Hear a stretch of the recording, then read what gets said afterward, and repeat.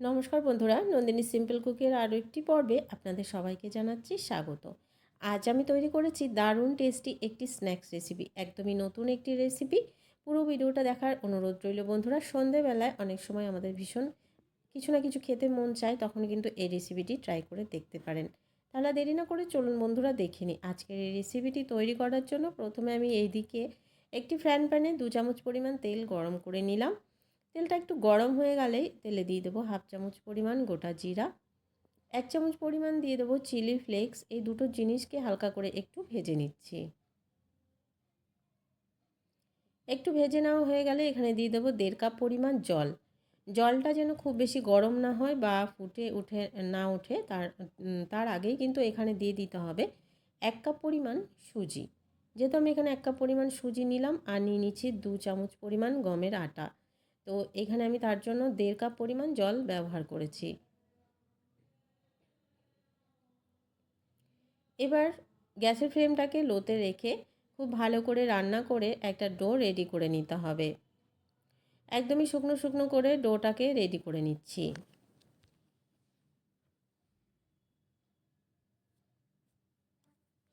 তো বন্ধুরা, যখন দেখবেন এইরকম ফ্রাইং প্যান ছেড়ে দিচ্ছে, বুঝে নিতে হবে ডোটা একদমই রেডি হয়ে গেছে। নামিয়ে একটি প্লেটে নিয়ে নেব আর খুব ভালো করে ঠান্ডা করে নেব। এদিকে অপর একটি পাত্রে আমি নিয়ে নিচ্ছি পেঁয়াজ কুচি। এখানে আমি প্রায় বড় সাইজের দুটো পেঁয়াজকে একদমই ঝিরিঝিরি করে কেটে নিয়েছিলাম। ঠিক এরকম ঝিরিঝিরি করে কেটে নিতে হবে পেঁয়াজগুলোকে। দিয়ে দিচ্ছি পরিমাণ মতো লবণ। লবণটা দিয়েই পেঁয়াজটাকে খুব ভালো করে মেখে নেব। পেঁয়াজে যে জলটা আছে সেই জলটা যেন বেরিয়ে যায়, তার জন্য অবশ্যই এই কাজটা করে নিতে হবে। পেঁয়াজটাকে খুব ভালো করে চটকে মেখে নিচ্ছি, যেন পেঁয়াজের যে এক্সট্রা জলটা আছে সেটা খুব ভালোভাবে বেরিয়ে আসে।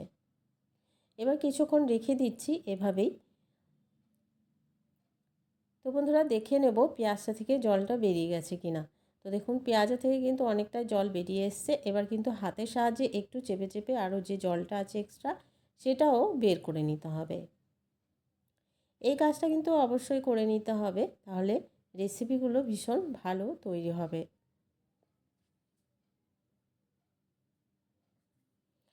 সমস্ত জলটা বের করে নিয়েছি পেঁয়াজের থেকে। আবারও আমি ওই পাত্রে পেঁয়াজটাকে নিয়ে নিলাম। এবার এখানে দিয়ে দেব দুটো কাঁচা লঙ্কা কুচি, দিয়ে দিচ্ছি 1/2 চামচ পরিমাণ কাশ্মীরি লাল লঙ্কার গুঁড়ো, 1/2 চামচ পরিমাণ ধনে গুঁড়ো, 1 চামচ পরিমাণ দিয়ে দিচ্ছি এখানে জিরা পাউডার। এখানে জিরাকে আমি প্রথমে হালকা ভেজে নিয়েছিলাম শুকনো খোলায়, তারপরে পাউডার করে নিয়েছিলাম। এই ভাজা জিরার গুঁড়োটা কিন্তু অবশ্যই দেবেন। এবার খুব ভালো করে নাড়াচাড়া দিয়ে মিক্স করে নিচ্ছি।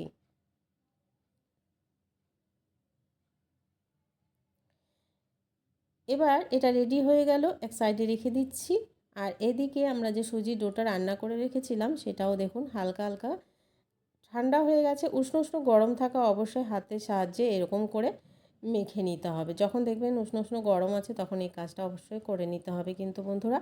তো উষ্ণ গরম থাকা অবস্থায় আমি একটু মেখে রেখে দিয়েছিলাম।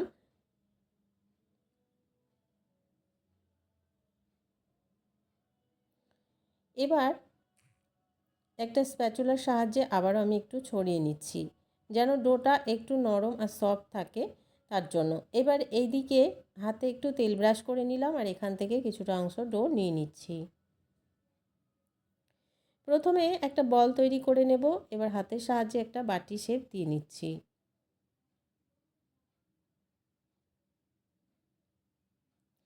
একটু বড় করে তৈরি করে নেব, যে পেঁয়াজের পুরটা আমরা রেডি করে রেখেছিলাম সেটা এখানে দেওয়ার জন্য। তো বেশ খানিকটা পেঁয়াজের পুর এখানে দিয়ে দেব আর চারিদিক থেকে মুখটাকে বন্ধ করে দেব।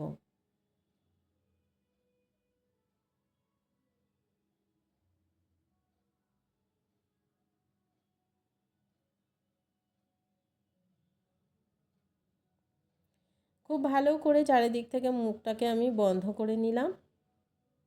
একটা কিন্তু রেডি হয়ে গেছে বন্ধুরা। এভাবে করে বাকিগুলোকেও তৈরি করে নিচ্ছি। এদিকে আরও একটা বাটিতে আমি দিয়ে দিচ্ছি প্রায় 3 থেকে 4 চামচ পরিমাণ আটা। এখানে দিয়ে দিচ্ছি 1 পিঞ্চ মতো লবণ আর হাফ চামচ পরিমাণ চিলি ফ্লেক্স দিয়ে জল দিয়ে একটা ব্যাটার রেডি করে নেব। এই ব্যাটারটা খুব বেশি ঘন হবে না বা খুব বেশি পাতলাও হবে না। খুব ভালো করে নাড়াচাড়া দিয়ে ব্যাটারটাকে আমি রেডি করে নিচ্ছি। ব্যাটারে যেন কোনো রকম লাম্পস না বেঁধে থাকে সেদিকে একটু খেয়াল রেখে কাঁটা চামচের সাহায্যেই কিন্তু ব্যাটারটাকে রেডি করে নিতে হবে। তো বন্ধুরা ব্যাটারটাও রেডি হয়ে গেছে। এদিকে একটি ফ্রাইং প্যানে তেল গরম হতে দিয়েছিলাম। তো দেখুন এই ব্যাটারে এই রেসিপিকে হালকা করে একটু ডুবিয়ে নিতে হবে 2 থেকে 3 বার, তারপরে কিন্তু ভাজতে দিয়ে দিতে হবে। তো এক এক করে অনেকগুলো আমি দিয়ে দিয়েছি। এবার উল্টে পাল্টে 2-5টাকে ক্রিস্পি একটু ক্রিস্পি হওয়া পর্যন্ত বা একটা ভালো কালার আসা পর্যন্ত কিন্তু ভেজে নিতে হবে। এগুলো ভাজতে খুব বেশি সময় লাগে না, অল্প সময়ের মধ্যে দেখবেন তৈরি হয়ে যাচ্ছে। তো বন্ধুরা দেখুন কতটা লোভনীয় দেখতে হয়েছে, দেখে আপনারা বুঝতেই পারছেন। নামিয়ে নেব, বাকিগুলোকেও এভাবে তৈরি করে নেব। তৈরি হয়ে গেল বন্ধুরা আজকের টিফিন রেসিপিটি। সন্ধ্যাবেলা হোক বা সকালবেলা যে কোনো সময় তৈরি করে খেতে পারেন এই রেসিপি। ভালো লাগলে একটা লাইক শেয়ার করে দেওয়ার অনুরোধ রইল। নতুন বন্ধু চ্যানেলে নতুন এসে থাকলে চ্যানেলটিকে সাবস্ক্রাইব করে পাশে থাকার অনুরোধ রইল। আর আজকের রেসিপিটি কেমন লাগলো বন্ধুরা অবশ্যই জানাতে ভুলবেন না কিন্তু। তো দেখুন বাইরেটা হবে ভীষণ ক্রিস্পি আর ভেতরে একদমই নরম পেঁয়াজের পুরে ভরা। আজকের রেসিপি এখানে শেষ করছি। সবাই ভালো থাকবেন।